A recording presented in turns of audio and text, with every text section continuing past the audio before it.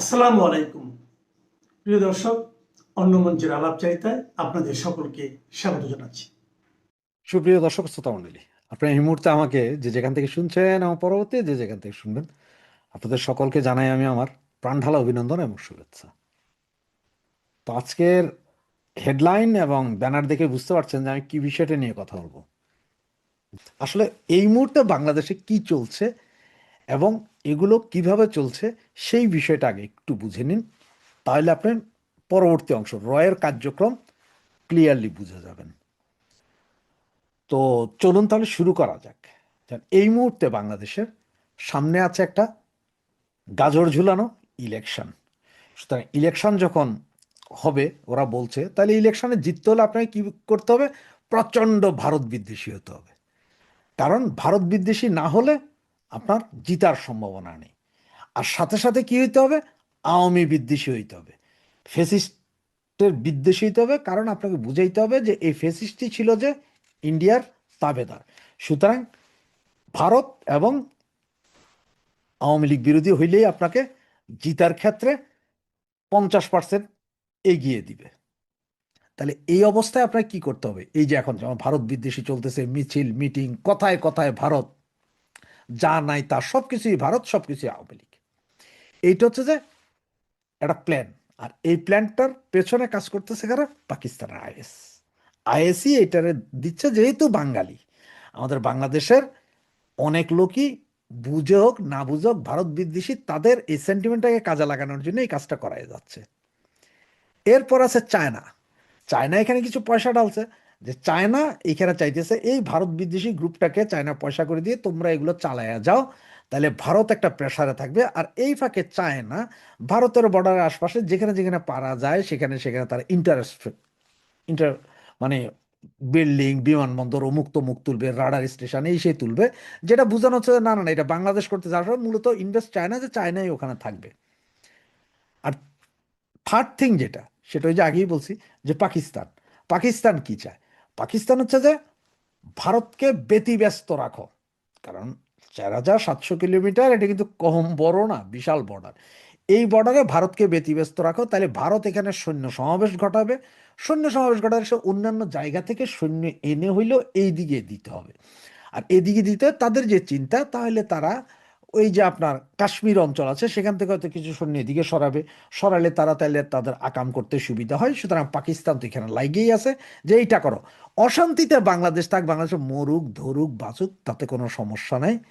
Indian বিদ্বেষ চালু রাখতে পারে। এই ইন্ডিয়ান বিদ্বেষ চালু রাখার জন্যই হচ্ছে যে পাকিস্তান সেই কিলিং মিশনের নামে, যেমন যেমন আপনারা দেখলেন যে হাদি কিলিং। হাদি কিলিং মানে কি?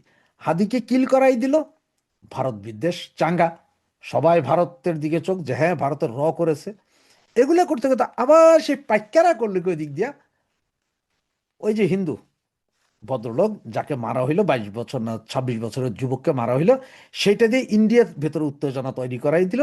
যেমন ইন্ডিয়ার হিন্দুরা খেপে গেল, কিরে বাবা আমাদের এই হিন্দু লোকটাকে মারছে। এখানে কিন্তু ডাবল গেম খেলতেছে কিন্তু পাকিস্তান। কারণ পাকিস্তানের কথা হচ্ছে একটা যুদ্ধ বাজানোর উপায়, যে কোনোভাবে লাইগা রাখলেই ওরা ওই সাইড থেকে, তাদের দরকার কাশ্মীর, তাদের বাংলাদেশ দরকার নেই এখন, তাদের দরকার হচ্ছে কাশ্মীরটা খেয়া দেওয়া। সেটি হচ্ছে তাদের মূল কারণ। কারণ তারাও জানে এই বাংলাদেশকে নিয়ে তারা কন্ট্রোল করতে পারবে না। যে বিচ্ছুর জাত এটা কন্ট্রোল করে, তার হচ্ছে কাশ্মীর খাওয়া তাদের জন্য সবচেয়ে ভালো। এটা হচ্ছে যে পাইকাদের। এবং ইউএসের কাজটা কি? ইউএস হচ্ছে যে, যেহেতু চায়নাকে কন্ট্রোল করা ছিল তাদের সবচেয়ে মূল জিনিস, যার কারণে তারা ইন্ডিয়াতে বেস করতে চাইছিল, ইন্ডিয়া রাজি হয় না, বাংলাদেশে চাইছে, শেখ হাসিনা রাজি হয় না। সুতরাং দোনোটাই, শেখ হাসিনা ইন্ডিয়ান সরকার এবং ইন্ডিয়ান এবং বাংলাদেশ, শেখ হাসিনা সহ মিলে এরা আমাদের বেস করতে দেয়নি। সুতরাং এখানে কি করো? এইখানে করো যে একটা অশান্তি তৈরি করে রাখো তাদের মধ্যে। এর বেশি ইউএসের আসলে আর কোনো ডিমান্ড এই মুহূর্তে নাই। যেখানে একটা গ্যাঞ্জাম বাধায় রাখো যাতে ভারত নতজানু হয় ইউএসের কাছে। তো এই যখন অবস্থা, এগুলো সবগুলা, এই যে আপনারা যেটা বললাম যে ইলেকশন, চায়না, পাকিস্তান, ইউএসএ, ইন্ডিয়ার যে কর্মকাণ্ড, এগুলো সবটাই কিন্তু ওই ইলেকশন কেন্দ্রিক। কোন ইলেকশন? 26 ফেব্রুয়ারির যে ইলেকশন, সেই ইলেকশন। এখন ভারতের বিষয়টা দেখেন, ভারত নিউক্লিয়ার কান্ট্রি, তাদের কাছে পারমাণবিক বোমা আছে। তারা বাংলাদেশ বেশি বাড়াবাড়ি গেলে একটা পারমাণবিক বোমা মারলেই সব শেষ। আর বাংলাদেশে একটা মাইরে দিলে সারা ওয়ার্ল্ড এসে যে ইয়েরে মারবে, ইন্ডিয়ার মারবে, সেটা সেই দুঃসাহস কেউ দেখাবে না, কারণ সবাই জানে যে এর কাছে আছে, মাইরে দিতে এরা পাগল। ঠিক আছে। এরপর হচ্ছে যে আপনার ভারতের, সেটা হচ্ছে সংখ্যালঘুর ব্যাপারটা, যে সংখ্যালঘু সম্প্রদায় যেটা বাংলাদেশে আছে, যদি ভারত বাংলাদেশের উপর আক্রমণ চালায়, তাহলে প্রচুর পরিমাণের যারা সংখ্যালঘু আছে বা সংখ্যাগুরু আমরা মুসলমানও যারা আছি, তারাও হয়তো বর্ডার ভেদ করে ইন্ডিয়ার দিকে চলে যাব। কারণ হচ্ছে এই দেশে যখন অস্থিতিশীল হয়ে যাবে, যেমন ধরেন আপনার একটা বোমাতে যদি পদ্মা সেতু চলে যায়, একটা বোমাতে যদি ফেনীর ব্রিজটা উড়াইয়া দেয়, আর দুই চারটা বোমা দুই চার দিকে পড়লে আমাদের পুরা ইনফ্রাস্ট্রাকচার যা আছে সব শেষ। মানে বিল্ডিং থেকে ব্রিজ, নদী, নালা, খালবি সব 70% ধ্বংস হয়ে যাবে উইদিন 24 ঘন্টায়। তা মানুষ তখন নিরাপদ আশ্রয় খোঁজার জন্য ভারত যাবে, কারণ ওইদিকে মায়ানমার যাইতে পারবে না, ওইখানে বন্দুক যুদ্ধ, এদিকে বঙ্গোপসাগরে পড়বে না, মানুষ তখন নিরাপদের জন্য কোথায় যাবে? ভারতের দিকে যাবে। তার কারণটা কি? কারণ হচ্ছে আমার বাংলাদেশ তো সেই সক্ষমতা না যে ভারতের বিভিন্ন জায়গায় মারবে, সেটা নাই। বিশাল দেশ, এটা যে কোনো এক জায়গায় পাবলিক ঢুকা যাইতে পারবে। এই হচ্ছে যে ভারতের অবস্থা। তাহলে এখন আপনারা এই দুইটা যে আমার পাইকারা বাংলাদেশে যা করতেছে, ইউএস চায়না মিলিয়ে তা, এবং ভারতের যা যা আছে এটা দিলাম। এখন ভারতের রয়ের প্ল্যান কি? ভারতের রয়ের যে প্ল্যান, সেই প্ল্যানটা সম্ভবত এরকম, যে চায়নাতে কিছু ক্যাম্প আছে, ট্রেনিং ক্যাম্প, যারাই চায়নার সরকারের বিরুদ্ধে বলে তাদের ধরে নিয়ে যায় আপনার ইয়েতে, ওই ক্যাম্পে নিয়ে যায়। 6 মাস পরে, 2 মাস পরে বাইরে সবাই কয় যে চাইনিজ গভর্নমেন্ট এ তো খোদা কেমন। তো এইরকম একটা ক্যাম্প করার যদি চেষ্টা করে ভারত, তাহলে ইউএন ফিউএন ধরে বসবে, এই জন্য ওরা এই দিকে যাবে না। ওরা কিন্তু সারা বর্ডারে এখন সৈন্য দিয়ে রাখছে, বিশাল দেশ, প্রচুর সৈন্য আছে, তারা দিয়ে রাখছে। এখন তারা এই সৈন্য দিয়ে রেখে তারা দুইটা কাজ, একটা হচ্ছে যে সৈন্য আছে তাদের এর প্রেশার, তাহলে এর যেহেতু এখানে সৈন্য আছে, বাংলাদেশকে বিভিন্ন অঞ্চল থেকে সৈন্য এনে বর্ডারে দিতে হবে, কোনো উপায় নেই। তো বাংলাদেশের কাছে যেই সৈন্য আছে, এই সৈন্য দিয়া 4500 কিলোমিটার বর্ডার ওনারা পারবেন না। এখানে নদী আছে, পাহাড় আছে, বন আছে, সুন্দরবন আছে, এগুলো কি করবেন? ভারত এখন চোরা চালান 90% স্টপ করে দিবে, 10% খোলা রাখবে। 10% খোলা রাখবে কোনগুলো? মাদক চোরাচালান যেগুলো হয় ভারত থেকে, যেসব মাদক বাংলাদেশে, ওইটা ফ্রি ওপেন করে দিবে র। তার মানে হচ্ছে যে ফেন্সিডিল যেটা এখন 2000 2500 টাকায় কিনা হয়, সেটা হয়তো 200 250 300 টাকায় পাবেন আগামী 15 দিন পর থেকে। ফ্রি হয়ে যাবে, ফ্রি করে দিবে এদিকে। বিভিন্ন অস্ত্র চোরাচালান যেটা আগে প্রতিরোধ করতো ভারত, ওগুলো নর্মাল করে দিবে। নর্মাল আছে মানে এগুলো নিয়ে তাদের কোনো টেনশন থাকবে না। তবে চাইল, ডাইল, আটা, ময়দা, সুজি, তেল, চিনি, মরিচ, এগুলোর উপর তারা বিশেষ কঠোর হবে, যাতে আপনারা না খাইয়া মরেন। কারণ হচ্ছে যে যখনই এগুলো আস্তে আস্তে অলিখিতভাবে যখনই বন্ধ করা শুরু করবে, তখনই আপনার দেশে সব কিছুর দাম বাড়বে। আপনি আনবেন 50,000 মেট্রিক টন চাউল আনবেন, ঠিক আছে দিব, দিব বলছে, কিন্তু কবে দিব সেটা তো বলেনি। এ দিচ্ছি দিব ফাইল, আপনি তার বাতিল করতে পারবেন না। দিব আপনারে, যখন আপনার দেশে কিছু আইব তখন বাইরে থেকে আনবেন, তখন আমরাও দিচ্ছি, অসুবিধা কি? এই, এবং ভারতের এই আরো 2টা বা 3টা কাজ করবে, যেগুলো এই যে যারা যারা এখন প্রচন্ড ভারত বিদ্বেষী নেতা হয়ে উঠতেছে না, এদেরকে আসলে প্রশিক্ষণ দিয়ে এই কাজ করা হবে, মানে তোমরা খুব ভারত বিদ্বেষী দেখাও। এতে ভারতের 2টা লাভ। এক হচ্ছে যে এই জিনিসটা দেখায় ভারত ইন্টারন্যাশনাল সারা পৃথিবীতে একটা আলোড়ন তৈরি করে দিবে, দেখো এই দেশ থেকে আক্রমণ, হত্যা, হুমকি ধমকি এগুলো দিচ্ছে, এগুলো সহ্য করা যায় না, এটা স্বাধীন দেশের বিরুদ্ধে, আমরা তো কিছু করতেছি না, কিন্তু ওরা করবে। আর এটাতে পয়সা ঢালবে কে? আর আবার এই যে যারা মাথা চারা দিয়ে উঠছে, এইটারা আরো বেশি চাঙ্গা করার জন্য করবে কি, পাকিস্তান এদের কিলিং মিশনে নামবে। তার মানে হচ্ছে ধরেন ওই যে হাদিরে পাকিস্তান মারাইছে, মারানোর পরে সারা বাংলাদেশে উঠে গেছে কি ভারত বিদ্বেষী। সুতরাং কালকে হয়তো হাসনাত, পরশু দিন হয়তো হাসনাত আবদুল্লাহ, তার পরের দিন হয়তো নাহিদ, এরপরে হয়তো পাটোয়ারি, এরপরে হয়তো কালা রাফি, খানতালাত রাফি, এইভাবে করে একজনের পর একজন ফালাইতে থাকবে কারা? পাকিস্তানি কিন্তু এদেরকে আবার এই ভারত বিদ্বেষী বানাবে কারা? ভারতের মারবে কারা? পাকিস্তান কাহিনী পরিষ্কার। এরপরে ভারত আরেকটা, যেটা পুরো পাহাড়ের ওইখানে আবার তারা অস্ত্র সরবরাহ করতে পারে। এবং এই যে আপনার রোহিঙ্গা ক্যাম্প আছে না, যেখানে 13 লক্ষ রোহিঙ্গা আছে, আপনাদের ভাই, মুসলিম ভাই, যাদেরকে আইনা গত 24 জুলাই আগস্টে আন্দোলন করাইছিলেন, তাদের ভিতরে অস্ত্র প্রশিক্ষণ থেকে শুরু করে সব করতে পারে মায়ানমারের ভেতর দিয়ে, কারণ মায়ানমারে তো বিশাল একটা অংশে ভারত আছে এখন সেখান দিয়ে। এবং তাদেরকে দিয়ে হয়তো চিটাং শহরটারে অস্থিতিশীল করে ফেলবে। পুরো এদিকে চট্টগ্রাম শহর, ওইদিকে আপনার পার্বত্য চট্টগ্রাম পাহাড়ে দিয়ে দিয়া আপনি করবেনটা কি? আপনার অবস্থা তো ডাইল খিচুড়ি। কারণ হচ্ছে আপনি সেভেন সিস্টার ভাঙতে যাবেন, এখন ভারত তো সেভেন সিস্টার না, এটা আপনার বলা উচিত 10 সিস্টার। কারণ হচ্ছে সেভেন সিস্টারের সাথে আছে চট্টগ্রাম, সাথে আছে রংপুর, সাথে আছে দিনাজপুর, এগুলো সব 10 সিস্টার, এগুলো সবই ভারতের বৃহত্তম ভারতের অংশ। তারা এখন বলা শুরু করছে। আজকে আপনার একটা জিনিস খেয়াল করছেন কিনা জানি না, ভারতের রয়ের কারণে আজকে নেপালে আমাদের জাতীয় পতাকাতে আগুন লাগানো হয়েছে, কারণ হিন্দু মারা গেছে। শ্রীলঙ্কাতে এমন অবস্থা, এত গ্যাঞ্জাম হয়েছে যে এখন ওখানে যারা সব ট্যুরিস্ট গেছিল বাংলাদেশি, তারা বাংলাদেশ হাইকমিশনের কাছে দাবি জানাচ্ছে যে ওদেরকে নিরাপত্তা দিতে এবং ওদেরকে নিরাপদে দেশে পৌঁছে দিতে। অবস্থা বুঝেন, চতুর্দিকে কিন্তু ঘিরতেছে ভারত, যেটাতে আপনি আমি খুব একটা বুঝতেছি না বা বুঝতে পারতেছি না। এবং যদি বেশি বাড়াবাড়ি করেন, বাংলাদেশ আরো বেশি বাড়াবাড়ি করেন বা আরো বেশি করেন, ওরা কিচ্ছু করবে না। ওরা জাস্ট রংপুরের অংশ যেখানে চিকেন নেকটা আছে সেইখানে যায়, ওটা হাতির নেক করে ফেলাবে। মুরগির গলার জায়গায় হাতির গলা, ওই অংশ দখল করে নিয়ে ওইখানে যারা আছে তাদের বলে বাংলাদেশ নিয়ে যাও, হয়তো একদিনের যুদ্ধ করবো ওইখানে, এরপরে সিজফায়ার চাইবে বাংলাদেশ, সিজফায়ার ওকে, তোমার সাথে সিজফায়ারে করতেছি, কিন্তু এই অংশ ছাড়বো না, এই অংশের বাইরে চলে যাও। যেটা রাশিয়া ইউক্রেনের সাথে করছে। ওই যে আপনার ক্রিমিয়া দখল করেছিল, ক্রিমিয়া ছেড়ে দিতে বাধ্য হয়েছে, এখন আবার দন্নস দখল করে নিচ্ছে, সব ছেড়ে দিতে বাধ্য হয়েছে। ওকে, আমার তো অ্যাডাম আছে ভাই, আমার কাছে পারমাণবিক বোমা আছে, পৃথিবী ওই বোমার দিকে চায়, অন্য কিছু দিচ্ছে না। পাকিস্তানকে আপনারা বোমা দিবে? দিবে না। তো কাজ করবে এগুলো। এখন ভিতরে ভিতরে প্রথম আপনাদেরকে এমন বিতৃষ্ণা বানাইবো, এই মাদক চোরাচালান তারা এখন আর কন্ট্রোল করব না, স্বতন্ত্রভাবে ঢুকতে দিবে। অস্ত্র চোরাচালান তারা কন্ট্রোল করবে না, ঢুকতে দিবে। পাহাড়ে ওরা অস্ত্র দিয়ে দিবে। কক্সবাজারের রোহিঙ্গা ক্যাম্প ওরা খেপাই দিবে, যাতে ওই কক্সবাজার সহ ওই যে আমাদের মুংডু টাউনশিপ আরাকান রাজ্য, এটা পুরাটা নিয়ে স্বাধীন একটা রাষ্ট্র হয়ে যায়। ওরা ওই কাম করে দিবে। আর ওই কাম করে দেওয়ার সাথে সাথে আপনাদের এই বঙ্গুদের ওই যে ভারত বিদ্বেষীটা, সেটার হোগা ফাইনাল মারা যাবে।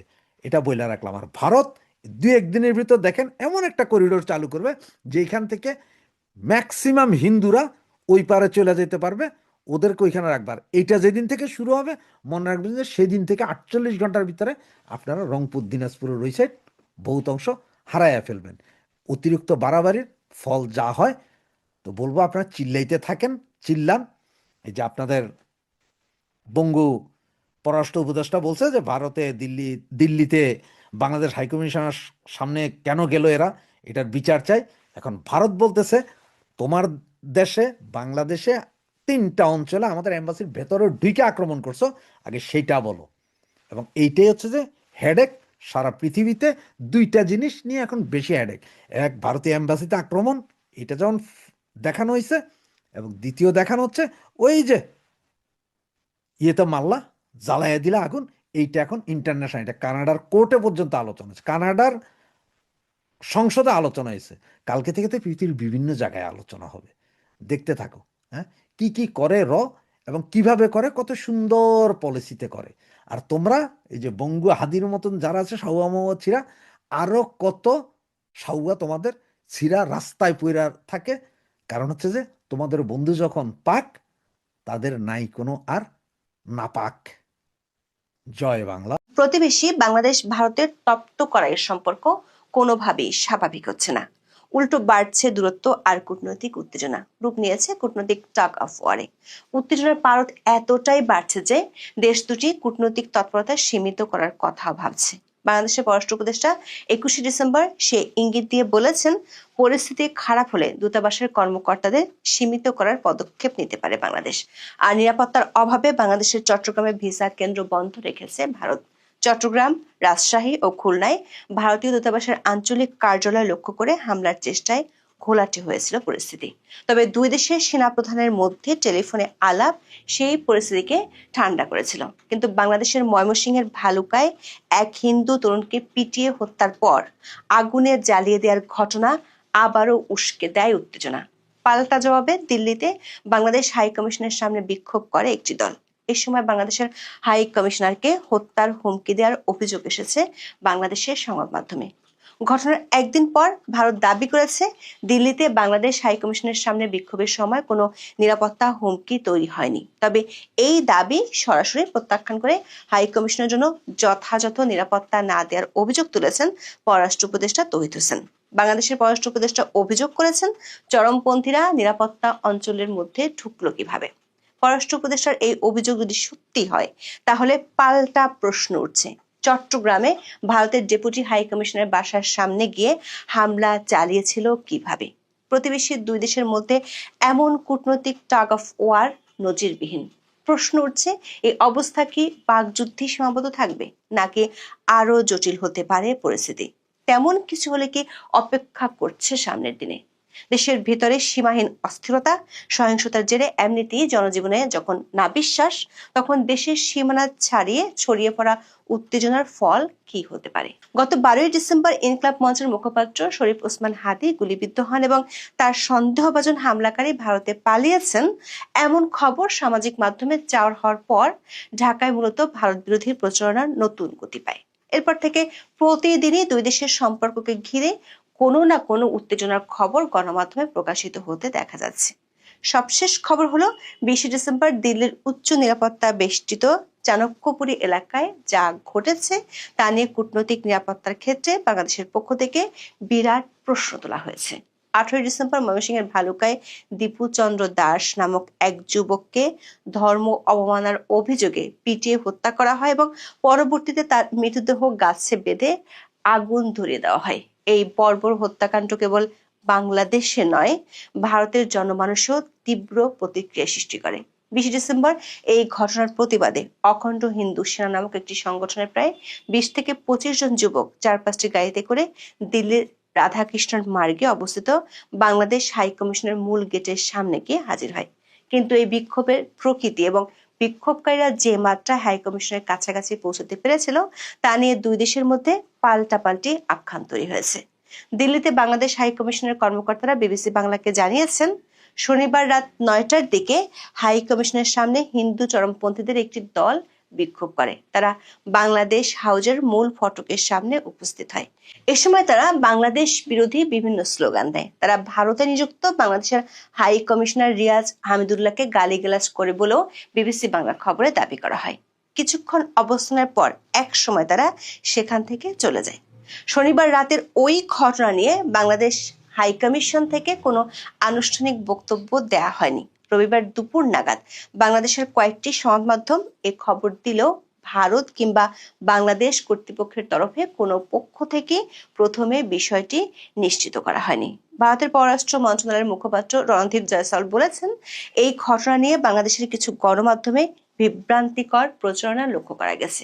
তিনি বলেন, প্রকৃত ঘটনা হলো ডিসেম্বরের 20 তারিখে দিল্লিতে বাংলাদেশ হাই কমিশনের সামনে প্রায় 20 থেকে 25 জন যুবক জড়ো হয়ে ময়মনসিংহের দীপুচন্দ্র দাসের নৃশংস হত্যাকাণ্ডের প্রতিবাদে স্লোগান দেয় এবং একই সঙ্গে বাংলাদেশের সব সংখ্যালঘুর সুরক্ষার দাবি জানায়। 21 ডিসেম্বর সোমবার ঢাকায় এক প্রেস ব্রিফিং এ বাংলাদেশের পররাষ্ট্র উপদেষ্টা তৌহিদ হোসেন অভিযোগ করেছেন, ভারতের পক্ষ থেকে বাংলাদেশ হাই কমিশনের জন্য যথাযথ নিরাপত্তা নিশ্চিত করা হয়নি। তৌহিদ হোসেন কথা বলার আগেই ভারতের পররাষ্ট্র মন্ত্রণালয় একটি বিবৃতি দেয়। সেই বিবৃতির পর তৌহিদ হোসেনের প্রতিক্রিয়া পরিস্থিতির টাগ অফ ওয়ারে রূপ নিল। ভারতের পররাষ্ট্র মন্ত্রণালয়ের বিবৃতিতে 3টি বিষয় উঠে এসেছে। প্রথমত, ভারতের দাবি অনুযায়ী বিক্ষোভটি ছিল ছোট এবং কয়েক মিনিটের মধ্যে পুলিশ তাদের সরিয়ে দিয়েছে। দ্বিতীয়ত, ভিয়েনা কনভেনশন অনুযায়ী ভারত বিদেশি মিশনের নিরাপত্তা দিতে সম্পূর্ণ প্রতিশ্রুতিবদ্ধ। এবং তৃতীয়ত, বাংলাদেশের সংখ্যালঘুদের উপর ক্রমবর্ধমান আক্রমণের বিষয়ে ভারত অত্যন্ত উদ্বিগ্ন। ভারতের এই বিবৃতিতে বিক্ষোভকারীদের হাই কমিশনের মূল ফটকে পৌঁছানোর বিষয়টি নেই। জয়সওয়াল দাবি করেন যে বিক্ষোভকারীরা ফেন্স বা নিরাপত্তা বেষ্টনী ভাঙার কোনো চেষ্টাই করেনি। দিল্লির এই বিবৃতি আসার কয়েক ঘন্টা পরেই বাংলাদেশের পররাষ্ট্র উপদেষ্টা মোহাম্মদ তৌহিদ হোসেন সাংবাদিকদের সামনে আসেন। তার বক্তব্য ছিল একদম ঝাঁঝালো। তিনি দিল্লির এই প্রেস নোটকে পুরোপুরি প্রত্যাখ্যান করলেন।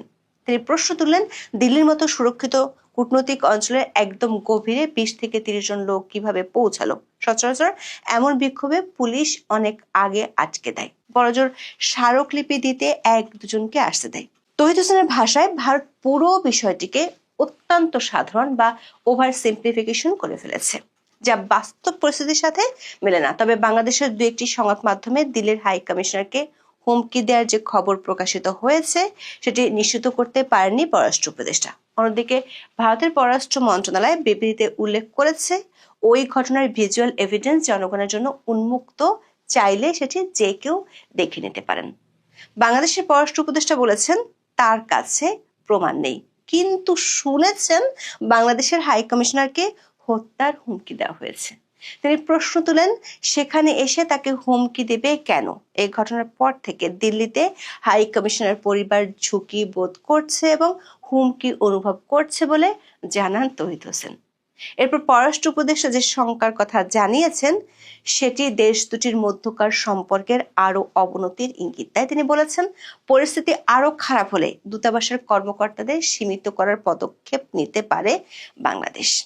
পররাষ্ট্র মন্ত্রণালয়ের একাধিক সূত্র বলছে, ভারতে কর্মরত কর্মকর্তাদের মানসিক প্রস্তুতি নিয়ে রাখতে বলা হয়েছে। তবে কিন্তু মুদ্রার উল্টো পিঠও আছে। তৌহিদ হোসেন যখন দিল্লি নিরাপত্তা নিয়ে কথা বলছিলেন তখন প্রশ্ন উঠেছে, তাহলে চট্টগ্রাম, খুলনা আর রাজশাহীতে ভারতীয় সহকারী হাই কমিশনের কি হবে? যদি দিল্লির 20 থেকে 25 জন যুবককে আটকানোই ভারতের দায়িত্ব হয়, তবে বাংলাদেশের চট্টগ্রাম, রাজশাহী এবং খুলনায় ভারতীয় সহকারী হাই কমিশনের যে হামলা ও বিক্ষোভ হলো সেটিকে তিনি কিভাবে ব্যাখ্যা করবেন? ডিসেম্বরের মাঝামাঝি সময় ইনকিলাব মঞ্চের নেতা শরীফ ওসমান বিন হাদির মৃত্যু বাংলাদেশের তীব্র ভারত বিরোধী মনোভাব তৈরি করে। হাদির মৃত্যুর খবর ছড়িয়ে পড়ার সাথে সাথে 19 ডিসেম্বর রাতে চট্টগ্রামে ভারতীয় ডেপুটি হাই কমিশন এলাকায় ভাঙচুর ও বিক্ষোভ হয়।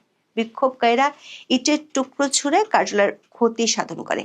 একই ধরনের উত্তেজনা বিরাজ করছিল রাজশাহী ও খুলনাতেও, যার ফলে ভারত সেখানে ভিসা কার্যক্রম স্থগিত করতে বাধ্য হয়। চট্টগ্রামে ভারতীয় ডেপুটি হাই কমিশনার বাসভবনে ইট পাটকেল নিক্ষেপ করা হয়েছে, যার ফলে ভারত সেখানে অনির্দিষ্টকালের জন্য ভিসা কার্যক্রম স্থগিত করতে বাধ্য হয়েছে।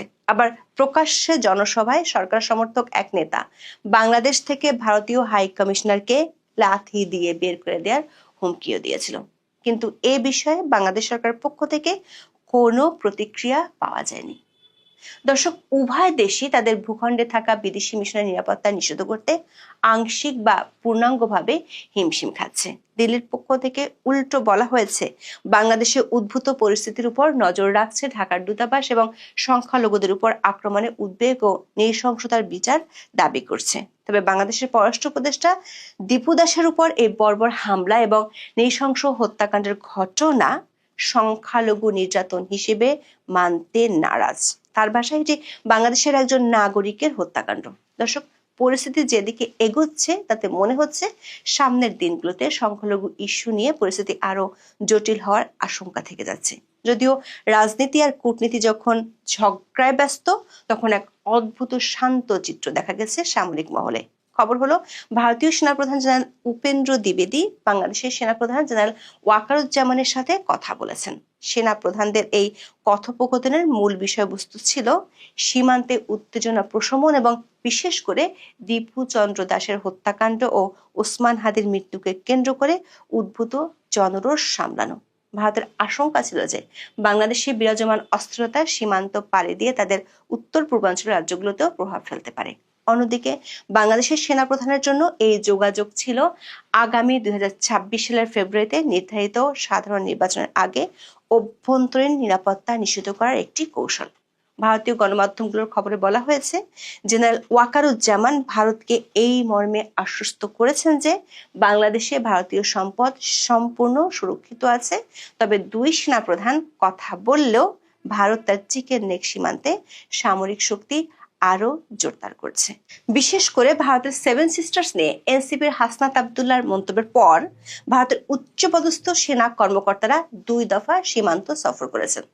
দর্শক, ভারত ও বাংলাদেশের বর্তমান পরিস্থিতিকে একটি শীতল কূটনৈতিক যুদ্ধ বলা যেতে পারে, যেখানে শব্দের লড়াই চলছে ঠিকই, কিন্তু তলে তলে সামরিক সহযোগিতার সূক্ষ্ম সুতোটিও এখনো ছিঁড়ে যায়নি। বর্তমানে দুই দেশের সম্পর্ক রাজপথের আবেগ এবং ডিজিটাল প্রোপাগান্ডা নিয়ে নিয়ন্ত্রিত হচ্ছে। একদিকে দীপু চন্দ্র দাসের হত্যাকাণ্ড, অন্যদিকে ওসমান হাদির মৃত্যু। এই দুই ইস্যু দেশ দুটির কূটনীতিকে যেন রোলার কোস্টারের ময়দানে নামিয়ে দিয়েছে। প্রশ্ন হলো, দুই দেশের উত্তেজনার পারদ কি শেষ পর্যন্ত রক্তক্ষয়ী যুদ্ধের দিকে গড়াবে, নাকি সব পক্ষের শুভ বুদ্ধিতে পরাজিত হবে রক্তনেশা? ইন্ডিয়ান সেনাবাহিনী প্রধান এবং বাংলাদেশ সেনাবাহিনী প্রধান, বাংলাদেশ সেনাবাহিনী প্রধান বিগত এক সপ্তাহ ধরে হাদি গুলি খাওয়ার পর থেকে প্রচুর চেষ্টা করছিল ইন্ডিয়ান সেনা প্রধানের সাথে কথা বলার জন্য, পারেননি। সর্বশেষ উনি কথা বলতে পেরেছিলেন, সেটা হচ্ছে যে আপনার শুক্রবার রাতের বেলা কথা বলতে পেরেছিলেন। কারণ আপনারা একটা ভিডিও হয়তো আজকে সকলেই দেখছেন, আজকে এই মুহূর্ত থেকে দেখছেন আপনারা, সেটা আমিও চেষ্টা করছি আপনাদের দিয়ে দেওয়ার জন্য সাউন্ডলেস করে, আমার মাথার উপরে হয়তো দিয়ে দিব, ছোট করে দেখেন যে শুক্রবার বিকাল 3:30 পৌনে 4টার দিকে বাংলাদেশ থেকে কিছু জঙ্গি ইন্ডিয়াতে ঢুকার চেষ্টা করছিল এবং সেখানে ইন্ডিয়ান সেনাবাহিনী গুলি করে সেখানে 3 জনকে মেরে ফেলে, হত্যা করে সোজা। কারণ বর্ডার এলাকায় এখন পুরো যুদ্ধ অবস্থা বিরাজ করছে, সেখানে 3 জনকে হত্যা করে, বাকিরা যদিও পালিয়ে যেতে পারে। এই বিষয়টা যখন হয়, এরপরে আবার সেনাপ্রধান চেষ্টা করে এবং শুক্রবার রাতে প্রায় নাকি বাংলাদেশ সময় রাতের 1টা বা 1:30টার দিকে ওনার সাথে কথা হয়। ওনার সাথে কথা হলে তখন ইন্ডিয়ান সেনাপ্রধান বলে যে আপনারা জঙ্গি উৎপাদন করছেন, আপনারা তো বলেছিলেন যে জসিমউদ্দিন রহমানি এবং বাকি জঙ্গিরা সবাই ইন্ডিয়া পাকিস্তান পালিয়ে গিয়েছে, কিন্তু একজনও তো পাকিস্তান পালায় নাই, সবাই এইখানে আছে, বাংলাদেশে আছে। এবং তিনি তখন এই যে ছবিটা এখন দেখছেন, এই ছবিটা ফেসবুকেই ছিল, সকলে দেখেছি আমরা, এই ছবিটা দেন। এবং তিনি বলেন যে আজকে এই যে রাতের বেলা চট্টগ্রামে আমাদের এম্বাসিতে যে আক্রমণ হয়েছে, সেই আক্রমণে জঙ্গি গোষ্ঠীর দ্বারা করানো হয়েছে এবং সেখানে একজন গার্ড আহত হয়েছে, সেটাও এই জঙ্গি গোষ্ঠীরা করেছে। এবং এটা রাষ্ট্রীয় মদতে আপনারা এটা করছেন। তো এইভাবে যেহেতু আপনারা করছেন, সুতরাং আপনারা তো যুদ্ধ চান, তো যুদ্ধ হলে আপনারা কয় সেকেন্ড পারবেন, কত মিলি সেকেন্ড পারবেন? কারণ আপনাদের যে কয়টা সেনা ক্যাম্প আছে প্রতিটাতে একটা করে ব্রাহ্মস মারলে আর দেখা যাবে না আপনাদেরকে, আপনার টোটালি শেষ। এবং সবগুলো ক্যাম্পে মারাও লাগবে না, হয়তো একটা মারলেই আপনার দেশ শেষ। তো 71-এ আমরা আপনাদেরকে স্বাধীনতা যুদ্ধে আপনাদের দেশকে আমরা স্বাধীন করে দিয়েছিলাম। তবে এইবার এই 2025-এ দাঁড়িয়ে আমার মনে হয় আপনাদের ভূগোলটাই চেঞ্জ করে দেওয়া দরকার, যে আপনাদের দেশের কয়েকটা ভাগ করে দেওয়া দরকার। কারণ এটা আপনারা রাষ্ট্রীয় মদতেই চাচ্ছেন যে আপনাদের দেশ আপনারা নিজেরাই ধ্বংস করছেন। এই সমস্ত কথার এক পর্যায়ে আমাদের সেনাপ্রধান বলে যে না, আমরা এগুলো করি নাই, আসলে আমরা কি করব, তবে আপনি আমার উপর বিশ্বাস রাখতে পারেন, বাংলাদেশের মাটি ব্যবহার করে কোনো সন্ত্রাসী কার্যক্রম চলতে দিব না, আমরা দেখছি, আমরা ঠেকাবো। এরপরেই সেনাপ্রধান উঠে পড়ে লাগেন, পুরো শুক্রবার রাত সমস্ত ওই জঙ্গিবাদী গোষ্ঠীগুলোর সাথে কথা বলেন এবং বলেন যে এইসব বিপ্লবী সরকার মরকার বাদ দেন, উল্টাপাল্টা করলে কালকে সেনাবাহিনী তার নিজস্ব রূপে ফিরবে। আর সেটার প্রমাণ একটুখানি দেখিয়েছেন উনি। সংসদ ভবনের ভিতরে যখন জঙ্গিরা ঢুকছিল তখন সেনাবাহিনী ওখানে দাঁড়িয়ে সংসদ ভবন রক্ষা করেছেন। এখন আপনি একটু মনে করেন তো, 2024-এর 5ই আগস্ট যেদিন সংসদ ভবন বঙ্গভবন হামলা হয়েছিল, সেদিন সেনাবাহিনী সহযোগিতা করেছে বরঞ্চ ঢুকার জন্য। আর গতকাল ওনারা সংসদ ভবন রক্ষা করেছেন, ভাঙা সংসদ ভবন আবার একটু রক্ষা করেছেন। তার মানে হচ্ছে যে ওই যে পাছারের নিচে যখন তারাবাতি লাগাইয়া দিছে যে এটা ফুটবে এবার, তখনই ওনারা এসে সামনে দাঁড়িয়েছেন, না আমরা দেশ রক্ষা করি। এবং ইন্ডিয়ান সেনাপ্রধান এইটাও বলছেন যে বাড়াবাড়ির শেষ, আমরা যুদ্ধাবস্থায় আছি, এটা আমাদের আগেরই ডিক্লার, পাকিস্তানের সাথে আমরা যুদ্ধাবস্থায় আছি দেশ। এবং আপনাদের দেশ থেকে, বাংলাদেশ থেকে যে অবস্থা চলতেছে তাতে আমরা যে কোনো সময় ইনভেনশন করতে পারি, ঢুকে যাব। আর আমরা ঢুকেও লাগবে না, আমরা ড্রোন এবং ব্রাহ্মস দিয়ে আপনাদেরকে উইদিন 10 সেকেন্ড সব ধ্বংস করে দিব। একদম সরাসরি হুমকি দিয়েছেন নাকি সেনাপ্রধান, ইন্ডিয়ান সেনাপ্রধান বাংলাদেশের সেনাপ্রধান। এবং এইটাও বলছেন যে আপনাদের দেশে যে 8 জন পাকিস্তানি সামরিক কর্মকর্তা গত 3 মাস ধরে আপনাদেরকে ট্রেনিং দিয়েছে জঙ্গিদেরকে, তাদের নাম ঠিকানা সহ কোথায় আছে সব দেওয়ার পরও আপনারা তাদেরকে পালিয়ে যেতে সাহায্য করছেন। সেনাবাহিনীর মদতে পালিয়ে গেছে এরা, এই পাকিস্তানি জঙ্গি গোষ্ঠীর লোকেরা, হিজবুত তাহরিরের লোকেরা, এরা সব আপনাদের মদতে পালিয়ে গেছে। এবং এটাও জিজ্ঞেস করেছেন বৃহস্পতিবার রাতে আপনারা 16টা ড্রোন উড়াইয়া কোথায় কোথায় আমাদের সেনাবাহিনী আছে, ক্যাম্প আছে, এগুলোর ছবি তোলাইছেন। সেখানে আপনারা 4টা ড্রোন হারিয়েছেন, বাকিগুলো বাঁচলো, 4টা ড্রোন আপনারা হারিয়ে ফেলেছেন, গুলি করে ভূপাতিত করা হয়েছে, যেগুলো আপনাদের ড্রোন।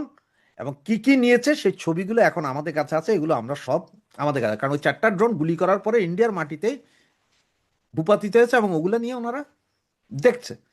তো সব কথা শোনার পরে এখন আমাদের সেনাপ্রধানের শুধু 2 হাঁটু না, 3য় নাম্বার হাঁটু সহ কাঁপা শুরু হয়েছে। কারণ হচ্ছে যে মাইর যদি দেয় ইন্ডিয়া, তখন ইন্ডিয়া তো আর পাবলিক মারবে না, মারবে তো সেনারে। আর সামনে যাবে কারা? সেনা। এই ভয়ে এখন পুরো সেনাবাহিনীতে তটস্থ। এবং আপনারা সকলেই জানেন যে গত পরশুদিন সেনাবাহিনীর 6 জন সৈনিকের লাশ এসেছে, জাতিসংঘে অধীনে কাজ করতে গিয়ে যে মারা গেছে, তাদের জাতীয় পতাকাটা পর্যন্ত কপালে জুটেনি, তাদের লাশগুলো দাফন হয়েছে, কোনো কেউ জানেও না। কিন্তু এখানে সবাই হাদি হাদি হাদি হাদি আছে, যার মুখ খারাপ, নোংরা, বস্তির এক পোলার জন্য একদম জাতীয় বিপ্লব করে ফেলছেন, ওনারা ইসলামী বিপ্লব করবেন।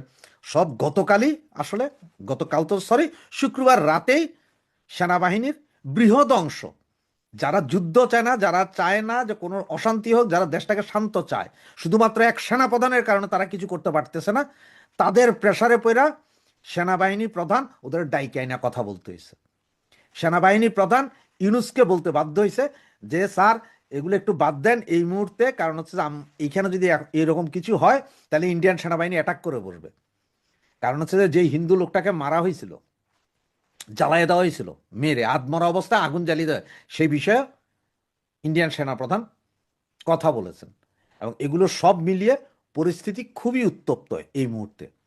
তবে আজকে আরেকটা ভিডিও আপনাদের, আজকে না হোক কালকে সকালে হলে আপনারা আরেকটা পাবেন, রয়ের টোটাল, ইন্ডিয়ান সেনাবাহিনীর টোটাল প্ল্যান এবং রয়ের কর্মকাণ্ড নিয়ে আপনাদের দ্বিতীয় একটা ভিডিও দিব, যেটাতে আপনারা আরও জানবেন কি কি হচ্ছে বাংলাদেশকে নিয়ে।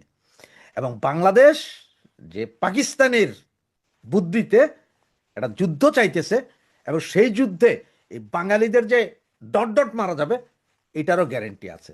কারণ ইন্ডিয়া সেনাবাহিনী বাংলাদেশে ঢুকতে হবে না, 2 জায়গাতে 2টা ম্যাসাকার করে দিলেই বাংলাদেশ শেষ, 4 টুকরো হয়ে যাবে বাংলাদেশ। এবং সেটার দিকেই সম্ভবত বাংলাদেশ যাচ্ছে।